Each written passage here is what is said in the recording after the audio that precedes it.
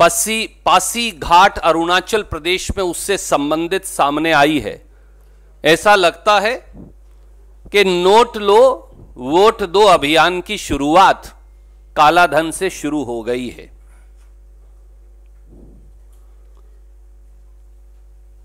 पांच चौंकाने वाले तथ्य सामने आए। Cash for vote scandal Bharatiya Janata party का असली चेहरा उजागर कर रहा है। Cash for vote, note low vote दो। कल रात को अरुणाचल प्रदेश में रात के लगभग 10:30 बजे सूचना आई और 12 बजे अरुणाचल प्रदेश के भारतीय जनता पार्टी के मुख्यमंत्री पेमा खांडू और उनके साथ उस समय थे शायद उप मुख्यमंत्री चाउना माइन और बीजेपी के अरुणाचल प्रदेश के अध्यक्ष तापिर गाव, मुख्यमंत्री के कॉन्वॉय पर रेड होती है, इसलिए कि वहां इलीगल कैश ले जाने का इल्जाम लगाया जा रहा है। और जब मुख्यमंत्री का कॉन्वॉय चेक किया जाता है तो उसमें से 180 लाख रुपया 500 रुपए के नोट के अंदर 180 लाख रुपया 500 और दूसरी करेंसीज के नोट के अंदर वो बरामद होता है। अरुणाचल प्रदेश के भारतीय जनता पार्टी के मुख्यमंत्री पेमा खांडू के कॉन्वॉय से कल रात 12 बजे के लगभग 180 लाख रुपया पकड़ा जाता है। सेंसेशनल वीडियोस जो हैं, सनसनीखेज वीडियोस जो हैं पैसे की रिकवरी के, अब वो सोशल मीडिया पर और दूसरे माध्यमों पर उपलब्ध हैं। 2 वीडियोस हम आपको अभी उसमें से दिखाएंगे भी। उनसे 2 बातें साफ होती हैं। पहला कि ये कारकेड भाजपा मुख्यमंत्री पेमा खांडू का है। दूसरा, ये रिकवरी इलेक्शन कमीशन की expenditure officer observer Shrimati Smruta Kaur Gill, जिसका ऑब्जर्वर कोड है R26172, उनकी मौजूदगी में हो रही है। और इतना ही नहीं, पासीघाट की डिप्टी कमिश्नर श्रीमती किमी सिंह IAS भी वहां मौजूद और वीडियो में दिखाई दे रही हैं। कैश के जो गट्ठे हैं 180 लाख रुपए के, वो भी वीडियो में साफ नजर आ रहे हैं। तीसरा, ये कैश जो है सियांग गेस्ट हाउस पासीघाट में जो मुख्यमंत्री भाजपा के मुख्यमंत्री का कारकेड है उसके अंदर नजर आ रहा है। और इसकी सर्च हुई क्योंकि युवा कांग्रेस के साथियों ने उनकी शिकायत की थी। और चौथा, इस सारी बरामदगी की जानकारी डिप्टी कमिश्नर पासीघाट श्रीमती किमी सिंह और सुपरिंटेंडेंट ऑफ पुलिस पासीघाट ने श्री प्रिया रंजन, जो इनकम टैक्स ऑफिसर हैं पासीघाट में, उनको भी यह सूचना दे दी गई थी। इससे बड़ा कैश फॉर वोट स्कैंडल क्या हो सकता है, क्योंकि रात को 12 बजे रिकवरी होती है और सुबह 10 बजे प्रधानमंत्री नरेंद्र मोदी पासीघाट में रैली का संबोधन इस समय कर रहे हैं। क्या यह पैसा प्रधानमंत्री की रैली में लोगों को लाने के लिए दिया जा रहा था? सवाल हम पूछेंगे, पर सवाल पूछने से पहले 2-2 मिनट के 2 वीडियोस आपको दिखाएंगे। Can we have the lights off please?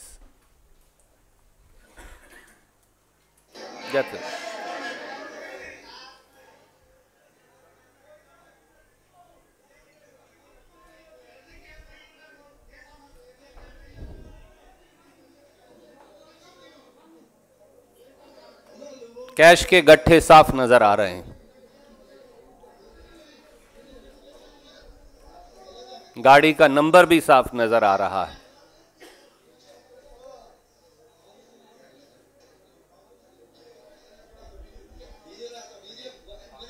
ये दोनों गाड़ियां उनके कारकेड की हैं, आप चेक कर सकते हैं।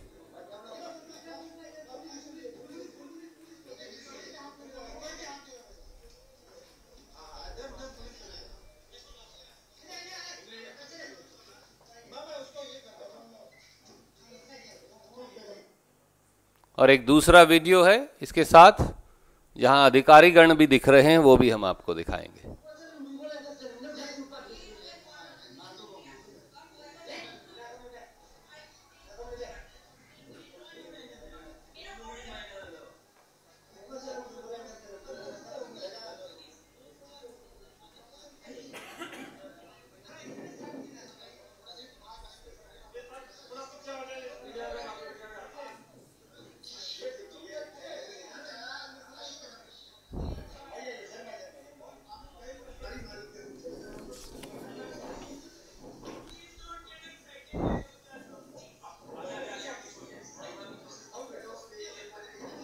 एसपी, डिप्टी कमिश्नर सब नजर आ रहे हैं।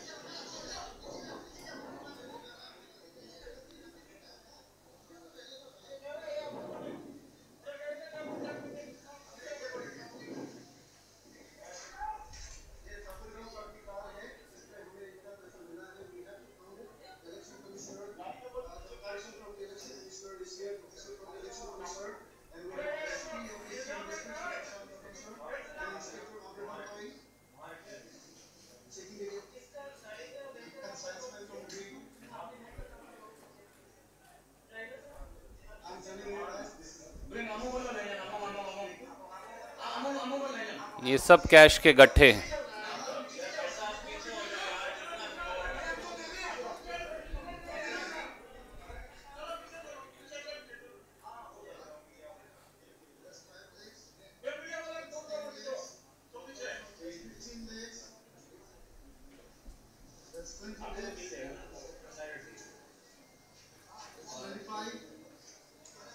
$25 lakhs, 30 lakhs.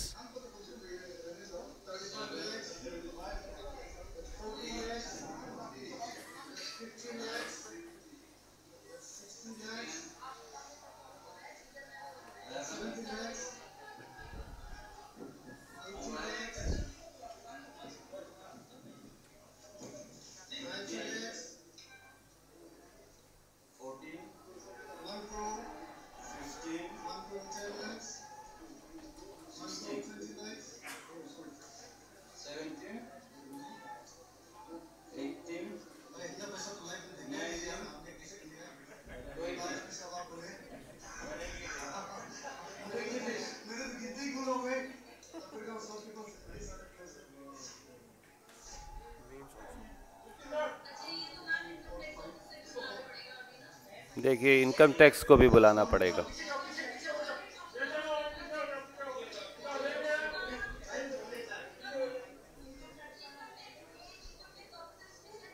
This is the deputy commissioner किनी सिंह।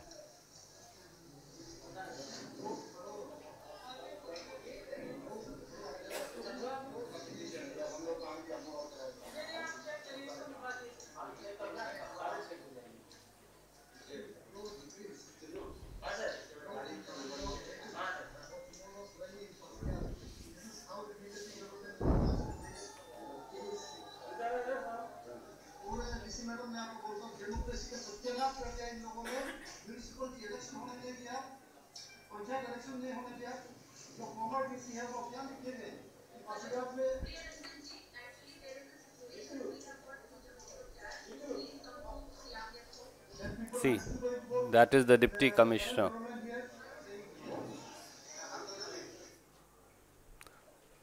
Lights, please.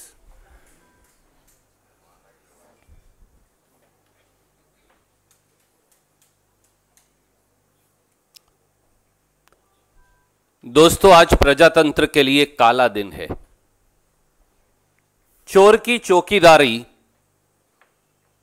और चौकीदार की चोरी रंगे हाथों पकड़ी गई। वोट लो, नोट दो, वोट लो, यह है मोदी जी का नारा। क्या इस प्रकार से प्रजातंत्र, क्या इस प्रकार से चुनाव प्रक्रिया क्या इस प्रकार से काला धन का इस्तेमाल करके, क्या इस प्रकार से काला धन से रैली में लोग मंगवाकर और वोट बटोर कर नरेंद्र मोदी जी ये चुनाव जीतना चाहते हैं? रात को 12 बजे मुख्यमंत्री के कारकेड से आपने देखा, अधिकारियों को देखा, कैश को गिनते हुए देखा, एक एक गट्ठे को गिनते हुए देखा, 180 लाख को आपने गिनते हुए देखा। ये 180 लाख का काला धन जब रंगे हाथों पकड़ा गया और सुबह प्रधानमंत्री वहां पर रैली कर रहे हैं, भारतीय जनता पार्टी के मुख्यमंत्री के कारकेड से अब पैसा पकड़ा जाएगा? क्या आप मुख्यमंत्री के कारकेड्स को अब पैसा ढोने के लिए, लाने ले जाने के लिए इस्तेमाल करेंगे? प्रधानमंत्री में थोड़ी सी भी गैरत या शर्म बची है? हमारे सवाल बड़े सीधे हैं।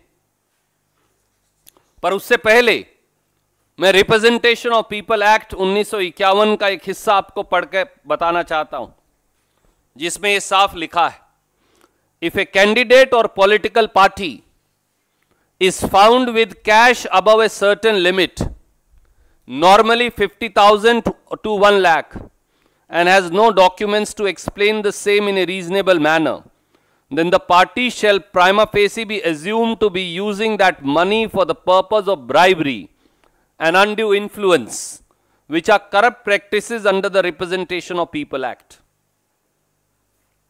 दोस्तों, सवाल बड़े सीधे। क्या ये 180 लाख रुपया मोदी जी की पासी घाट की रैली के लिए और वोटरों पर भाजपा को वोट डालने के लिए भारतीय जनता पार्टी के मुख्यमंत्री के कारकेड में ले जाया जा रहा था या नहीं? मोदी जी जवाब दीजिए। मोदी जी जवाब दीजिए, 180 लाख काला धन है या सफेद? और भाजपा के कौन से खाते से निकलवाया गया है? और जहां तक तापिर गांव, जो भारतीय जनता पार्टी के अध्यक्ष भी हैं अरुणाचल के और वहां से उम्मीदवार भी हैं पार्लियामेंट के, इससे पहले भी क्या यह सही नहीं कि मणिपुर चुनाव में भी इनकम टैक्स विभाग द्वारा एक अनजानी रेड में तापिर गांव कैश के साथ पकड़े गए थे? तीसरा सवाल, अगर ये कैश 180 लाख रुपया भारतीय जनता पार्टी की और वोटर्स को लुभाने और प्रधानमंत्री की आज की 10 बजे की रैली में पासीघाट में लाने के लिए इस्तेमाल किया जा रहा था, तो क्या यह सच नहीं कि एक ही चौकीदार चोर है, जो राहुल गांधी जी ने कहा? और चौथा, क्या यह रिप्रेजेंटेशन ऑफ पीपल एक्ट का सीधा सीधा उल्लंघन नहीं? क्या यह सेक्शन 123 सब क्लॉज 1 में करप्ट प्रैक्टिस नहीं की परिधि में नहीं आता? और क्या section 171 B Indian penal code, भारतीय दंड संहिता में यह सीधे सीधे अपराध नहीं बनता?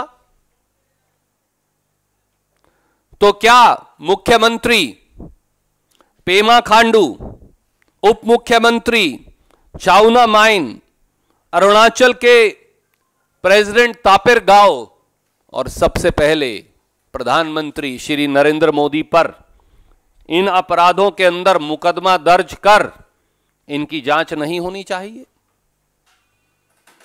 मैं फिर कहता हूं, अब की बार रिवर्स ऑर्डर में कहता हूं, अगर यह सही है तो क्या प्रधानमंत्री नरेंद्र मोदी जी, मुख्यमंत्री पेमा खांडू जी, बीजेपी के अध्यक्ष तापिर गांव जी और उनके उप मुख्यमंत्री के ऊपर section 123(1) representation of people act व 171 बी इंडियन पीनल कोड में मुकदमा नहीं दर्ज होना चाहिए? मैं गंभीर बात कह रहा हूं, इसीलिए दोहराया। नंबर 5, ये सारा घालमेल पकड़ा गया election expenditure observer of election commission Shrimati Smruta Kaur Gill, IRS, observer code R26172। Deputy commissioner Pasighat, जिनकी आवाज आपने देखी और सुनी, Shrimati Kini Singh, superintendent of police Pasighat. Police के अधिकारीगण सब मौजूद हैं, कैश गिना जा रहा है। अब इस सारे मामले पर पर्दा क्यों डाल दिया गया प्रधानमंत्री के वहां जाते ही घंटों के अंदर? इलेक्शन कमीशन क्या कर रहा है? क्या भारतीय चुनाव आयोग सोया पड़ा है? क्या enforcement directorate, CBDT, CBI, IB सब सोए पड़े हैं? 180 लाख की तो एक किस्त है और न जाने कितने 100 करोड़ होंगे। इसका भी खुलासा होना चाहिए। अब कहां गया एनफोर्समेंट डायरेक्टरेट? और क्या चुनाव आयोग को इस मामले का संज्ञान लेकर अब तक FIR नहीं दर्ज करा देनी चाहिए थी? और यह भी जांच नहीं होनी चाहिए थी कि अगर यह प्रधानमंत्री मोदी जी की रैली के लिए है और अगर उनकी सहमति से है तो उन पर भी मुकदमा दर्ज होना चाहिए था। मुख्यमंत्री पर आज तक मुकदमा दर्ज क्यों नहीं हुआ? क्योंकि वो भाजपा के मुख्यमंत्री हैं। हमारी ये मांग है कि इस पूरे मामले में खास तौर से 3 लोग, मुख्यमंत्री पेमा खांडू, उनके उप मुख्यमंत्री और भाजपा के अरुणाचल के अध्यक्ष तापिर गाव, ये तीनों तो प्रथम दृष्टि से सीधे जिम्मेवार हैं। और अगर प्रधानमंत्री जी को यह मालूम है कि यह पैसा बीजेपी के लिए वोट लुभाने और उनकी रैली में लोग लाने के लिए किए जा रहा था, तो मोदी जी भी सीधे दोषी हैं, क्योंकि यह साफ है कि यह सब मोदी जी की रैली के लिए किया जा रहा था। इसलिए हमारी मांग है प्रधानमंत्री श्री नरेंद्र मोदी पर, भाजपा के मुख्यमंत्री पेमा खांडू जी पर, भाजपा के उप मुख्यमंत्री व भाजपा के प्रदेश अध्यक्ष तापिर गाव जी पर मुकदमा दर्ज हो, जांच होनी चाहिए। यह जांच भी होनी चाहिए कि इस पूरे वोट लो नोट दो, रैली में लाओ, इस पूरे अभियान की प्रधानमंत्री को कितनी जानकारी थी। और तापिर गाव जो बीजेपी के उम्मीदवार भी हैं वेस्ट अरुणाचल से, उनको फौरन चुनाव आयोग को उनका कैंडिडेचर रद्द करना चाहिए। पेमा खांडू भाजपा के जो मुख्यमंत्री हैं अरुणाचल प्रदेश और उप मुख्यमंत्री, उन दोनों का फौरन इस्तीफा लिया जाना चाहिए। यह बात अब बड़ी साफ है कि एक ही चौकीदार चोर है और उसके साथ वाले चोरी में शामिल हैं। कोई सवाल पूछना चाहें तो स्वागत है।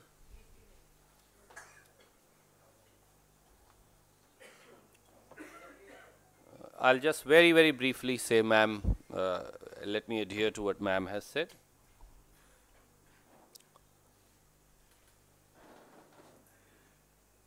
Prime Minister Modi came to power promising to bring 80 lakh crore of black money within 100 days of assuming power.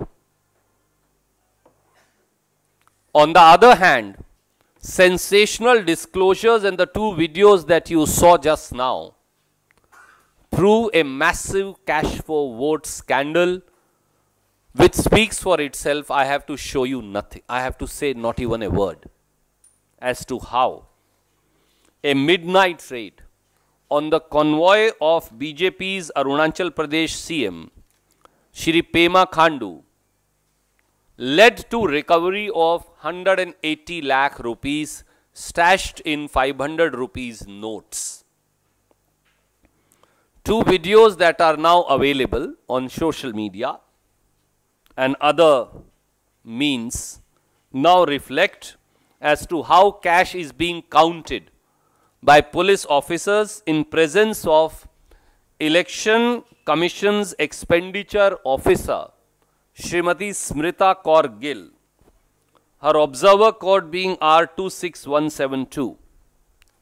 DC Pasighat, Arunachal Pradesh, Srimati Kini Singh IAS and other police officers are also seen there in the videos. This cash was reportedly transported in certain vehicles parked at the Siang Guest House, Pasighat in Arunachal Pradesh. 5 vehicles were searched on a complaint made by members of Youth Congress. According to the Deputy Commissioner Pasighat, whose voice we heard, it was immediately reported to Shri Priya Ranjan, Income Tax Officer, Pasighat. All this is happening at 12 o'clock at night as Prime Minister Shri Narendra Modi is addressing a rally in Pasighat at 10 o'clock today. Questions are simple. The brazen kidnapping of democracy in broad daylight by cash for vote scam has ensured that today is a black day in India's democracy. For the highest echelons of power are involved in buying votes, in influencing voters. Questions are simple. Was this 180 lakh of cash being transferred for the rally of Prime Minister at Pasighat today in order to influence voters and persuade them to vote for Bharatiya Janata Party? Number 2, where did so much of cash come from? Stashes of cash. Modi ji, where is this black money coming from? Is this part of that 80 lakh crore that you are supposed to bring back? And when it comes to Shri Tapir Gao, the BJP president of Arunachal, is it not correct that even during Manipur elections, in an income tax raid which was not directed at him, he was found with stashes of cash in a similar fashion? If this cash is for PM's rally and for influencing voter, does it not now prove that ek hi chaukidar chor hai? Did Prime Minister have knowledge and concurrence in trying to influence and bribe voters in coming to the rally and supporting BJP? Does it not make out a clear-cut case of corrupt practice under Section 123(1) of the Representation of People Act, as also under Section 171(b) of the Indian Penal Code, against the Prime Minister if his knowledge is established, as also against the Chief Minister Shri Pema Khandu, Deputy Chief Minister of Arunachal Pradesh of BJP, as also against Shri Tapir Gao, who is the Arunachal BJP president? We demand that immediately a case be registered against Shri Narendra Modi, Prime Minister of India, against the Arunachal BJP Chief Minister, Shri Pema Khandu, against the Deputy Chief Minister of Arunachal Pradesh, as also against Shri Tapir Gao, Arunachal BJP President. Why is Election Commission sleeping? Why is Election Commission not taking note and registering such a case? Why is the entire matter being hushed up? We also demand immediate sacking of Arunachal BJP CM, Pema Khandu and his Deputy Chief Minister. We also demand that the Election Commission should immediately terminate the candidature of Tapir Gao, Arunachal BJP President, from West Arunachal constituency. Any questions? Now you are welcome to ask. Ji ma'am. Ken ma'am, he had raised his hand, so I went to. I'll come back to you.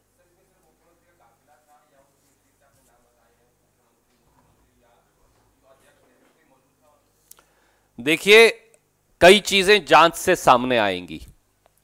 मुझे लगता है कि इतना बड़ा खुलासा और इतनी बेशर्मी से जिस प्रकार से नोट मुख्यमंत्री के काफिले से निकले हैं, आपने देखा डिप्टी कमिश्नर और पुलिस अधिकारी गिन रहे हैं, एक एक करके उन्होंने 10-10 लाख करके 180 लाख रुपया गिना. किनी सिंह जो डिप्टी कमिश्नर है वो वहां मौजूद हैं, इलेक्शन कमीशन की एक्सपेंडिचर ऑब्जर्वर वहां मौजूद हैं, पुलिस के अधिकारी वहां मौजूद हैं, मुख्यमंत्री की काफिले की गाड़ियों के नंबर आपको नजर आ रहे हैं। इससे बड़ा सबूत कैसे आ सकता है सार्वजनिक पटल पर? बाकी मामला जांच में सामने आएगा। क्या मुख्यमंत्री अपने काफिले के लिए जिम्मेवार नहीं?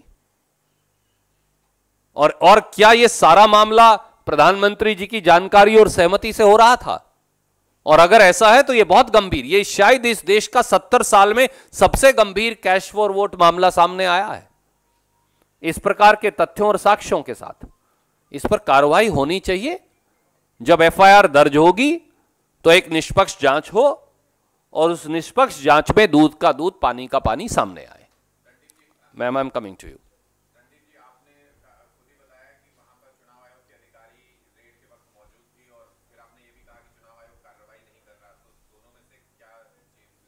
मैंने ये पूछा है चुनाव आयोग सोया क्यों पड़ा है?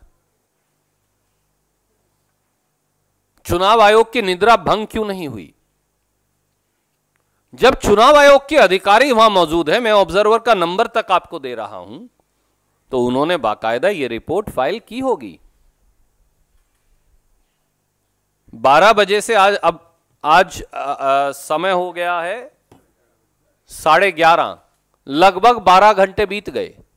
अब तक एफआईआर दर्ज क्यों नहीं हुई? अब तक इसका संज्ञान क्यों नहीं लिया गया? क्या इंतजार कर रहे हैं कि प्रधानमंत्री जी का स्वागत हो जाए, उनकी रैली संपन्न हो जाए, उसके बाद कार्रवाई हो? चुनाव आयोग को संज्ञान लेना चाहिए। इससे गंभीर, शर्मनाक, राजनीति को शर्मसार करने वाली और प्रजातंत्र की परिपाटी को धूमिल करने वाली कोई और बात हो ही नहीं सकती। Ma'am, I will come to you sir. Ma'am, can we complete my PC and then I will take? Since you have come for the first time, perhaps, but I normally complete the subject and then I take all other questions.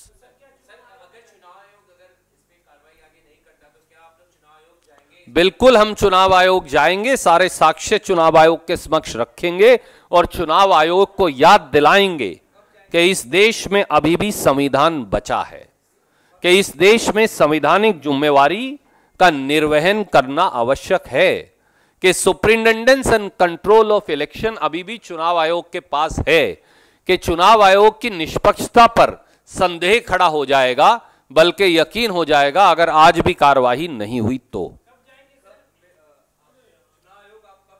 जल्दी से जल्दी हम चुनाव आयोग जाएंगे। पहले आपके माध्यम से जो कलम के सिपाही हैं, जो इस देश को खबरदार करने में और इस देश में प्रजातंत्र को मजबूत करने में एक रचनात्मक भूमिका निभाते हैं, तो कलम और कैमरा के सिपाहियों को हमने जागृत किया है आपके माध्यम से इस देश के 130 करोड़ लोगों को कि एक ही चौकीदार चोर है। I'll take that question, sir. Let me complete this one. You wanted to ask. I'll come to that. I'll come to that also. Any other question on this, and then I'll go to other questions. I'll come to that, sir. Then I have to go to her first. Please, ma'am.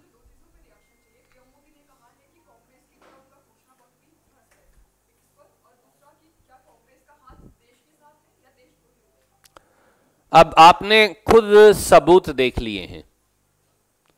Modi ji इस भ्रष्ट आचरण का जवाब क्यों नहीं दे रहे, और प्रधानमंत्री मोदी पर के खिलाफ जांच क्यों ना हो कि पूरे भ्रष्टता उनकी सहमति से हो रही थी या नहीं? तो अब चौकीदार चोर है आदरणीय साथी, उसका तो सबूत सामने है। अब तो जांच होगी और सजा होगी, चौकीदार की और चौकीदार के साथियों की। You wanted to ask something.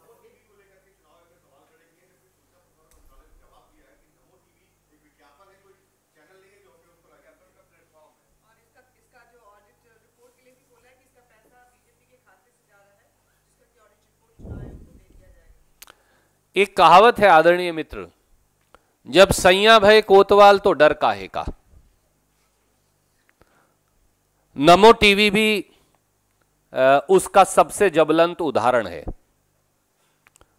प्रजातंत्र की कितनी परिपाटियों को अपने पांव और अहंकार के नीचे तोड़े और मरोड़ेंगे मोदी जी आप? संविधान और कानून का इतनी निर्लज्जता से कितनी बार और उल्लंघन करेंगे मोदी जी आप? इस देश में संस्थानों और संस्थाओं को समेत चुनाव आयोग जैसी संस्थाओं को, मंत्रालयों को आप उनके अधिकारों का कितना और हनन करेंगे? वो सारा पैसा जो आप पानी की तरह बहा रहे हैं भाजपा के खातों का नाम लेकर, क्या ये सीधे सीधे प्रजातंत्र को दूषित करने वाला आपका षड्यंत्रकारी कदम नहीं? चुनाव आयोग को संज्ञान लेना चाहिए, हमने उन्हें लिखकर दिया है। इस देश में प्रजातंत्र नहीं बचेगा इस प्रकार से। कभी नमो टीवी के माध्यम से प्रजातंत्र की नींव पर हमला किया जा रहा है और कभी कैश फॉर वोट से। क्या इस देश के 130 करोड़ लोगों को अपनी सरकार चुनने का अधिकार है, या मोदी जी धन बल और सत्ता बल उन दोनों का दुरुपयोग कर प्रजातंत्र को अपने पांव के नीचे रौंद देंगे? आज सवाल यह है और पहला जवाब अब चुनाव आयोग को देना पड़ेगा।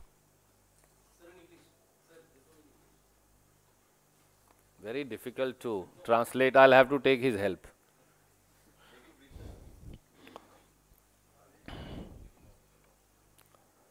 There is a Hindi saying, and let me say that again even in my remarks in English.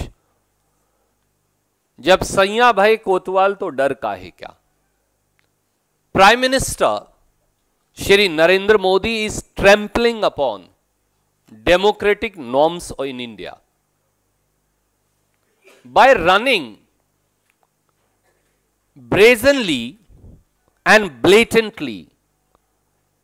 Namo TV isn't the Prime Minister mocking the Constitution as also every democratic norm? By running Namo TV as an affront to the rule of law, isn't Prime Minister Narendra Modi and BJP mocking the powers of superintendence and control of election of the Election Commission under Article 324 of the Constitution? Isn't Prime Minister Modi and BJP drunk with arrogance of power and flushed with money in trying to trample the majesty of democracy itself in India?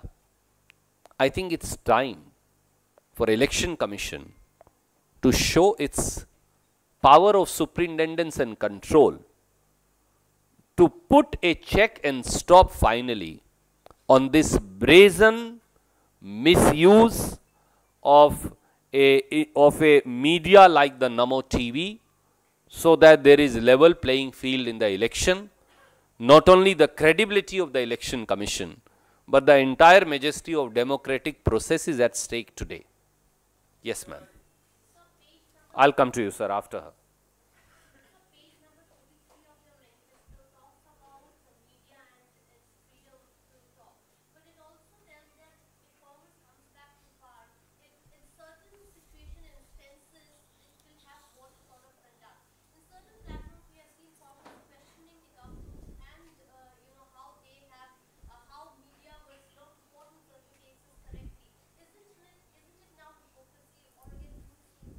I think the question was answered yesterday. Perhaps you were not there. I'll come to you, sir, after.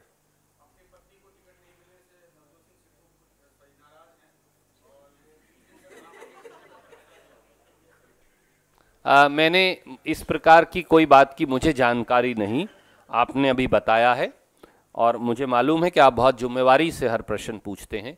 मैं अवश्य इस बारे में जानकारी एकत्रित करूंगा। One second, Siddharth.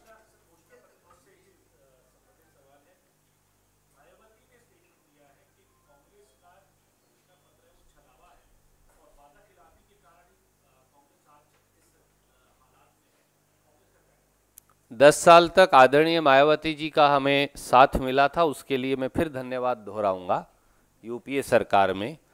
और कभी कभी थोड़ी पारिवारिक सदस्यों में कड़वाहट हो जाती है। हमें विश्वास है कि हम आगे भी प्रजातंत्र को मजबूत करने में इकट्ठे चल पाएंगे।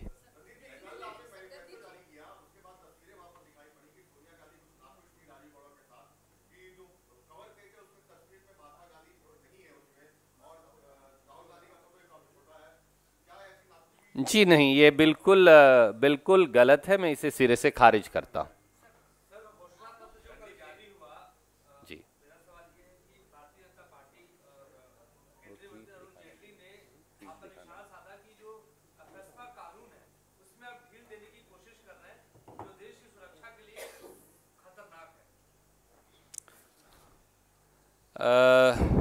सबसे बड़े देशद्रोही तो फिर खुद अमित शाह जी और अरुण जेटली जी हैं, क्योंकि एक तरफ हम पर निशाना साधते हैं और दूसरी तरफ अरुणाचल प्रदेश में 3 जिलों से कल ही armed forces special power act हटा लेते हैं।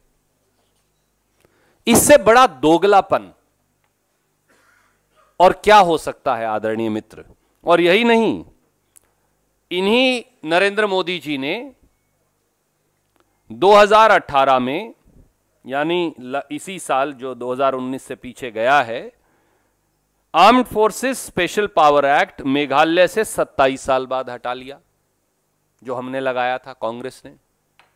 एक और दोगलापन देखिए मोदी सरकार का और जेटली जी के देशद्रोह का, अमित शाह जी के देशद्रोह का, कि 2015 में सरकार आते ही मोदी जी ने त्रिपुरा से 25 साल बाद जो कांग्रेस ने लगाया था armed forces special power act हटा लिया।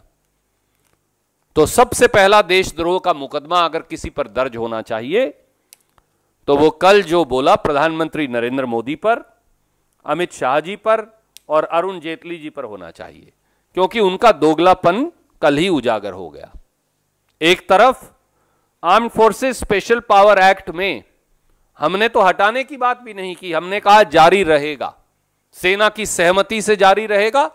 केवल सुप्रीम कोर्ट का जो निर्णय है, जहां सेक्सुअल ऑफेंसेस हैं, कोई बलात्कार का दोषी पाया जाए, कोई किसी को जबरन उठाकर कत्ल करने का दोषी पाया जाए, तो सुप्रीम कोर्ट के निर्णय के मुताबिक यह कानून लागू नहीं होगा। चाहे हम घोषणा पत्र में ना लिखें, सुप्रीम कोर्ट का लिखा हुआ कानून कानून बन जाता है इस देश में, आपको मालूम है। हमने वो सुप्रीम कोर्ट का निर्णय यहां लिख दिया कि भाई इन 2 केसेस के अलावा armed forces special power act जारी रहेगा। पर ये भगवंत तो खुद ही एक तरफ हमें देशद्रोही बताते हैं और खुद देशद्रोह का काम कर रहे हैं, क्योंकि इन्होंने तो कल ही अरुणाचल प्रदेश के 3 जिलों से पूरी तरह आर्म्ड फोर्सेस स्पेशल पावर कानून हटा लिया और उससे 4 महीने पहले चुपचाप मेघालय से 27 साल बाद armed forces special power act हटा लिया और उससे पहले 2015 में त्रिपुरा से armed forces special power act हटा लिया। तो क्या इस्तीफा देकर देशद्रोह का मुकदमा खुद के खिलाफ दर्ज करवाएंगे? जेटली जी ये भी बता दें, क्योंकि वो ब्लॉग लिखते हैं, मंत्रालय तो चलाते नहीं, वो भी बोगस ब्लॉग्स।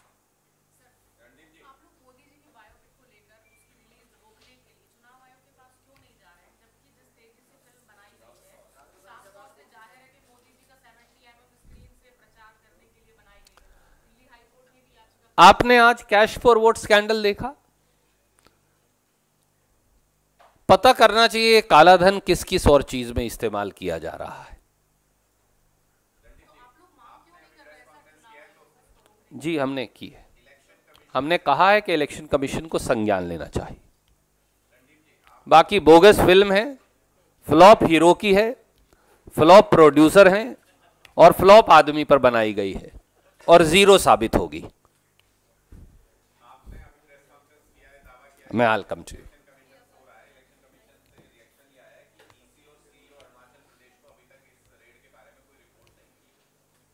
इसीलिए तो सो रहा है, क्योंकि आप तो देख रहे हैं कि उनके अधिकारी वहां मौजूद हैं और वो कह रहे हैं रिपोर्ट नहीं। हो सकता है सुबह तक सब कुछ गायब हो जाए और हो ही गया होगा।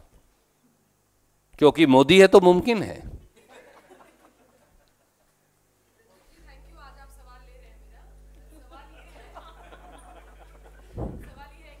मैं क्षमा प्रार्थी हूं, पर मैं आपका प्रश्न हमेशा लेता हूं।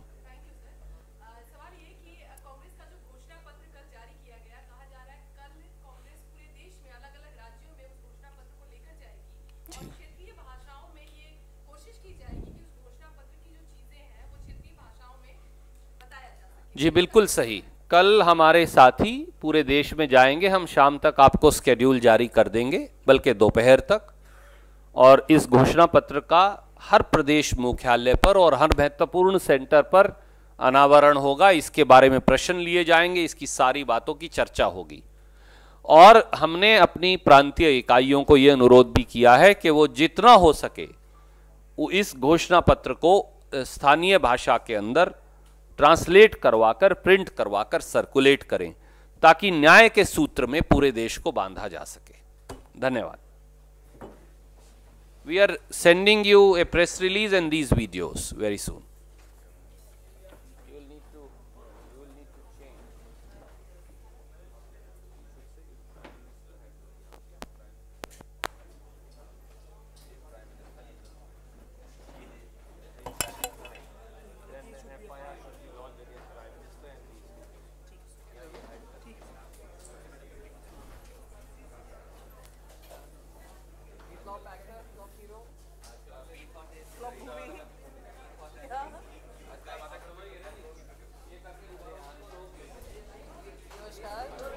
क्या हाल चाल?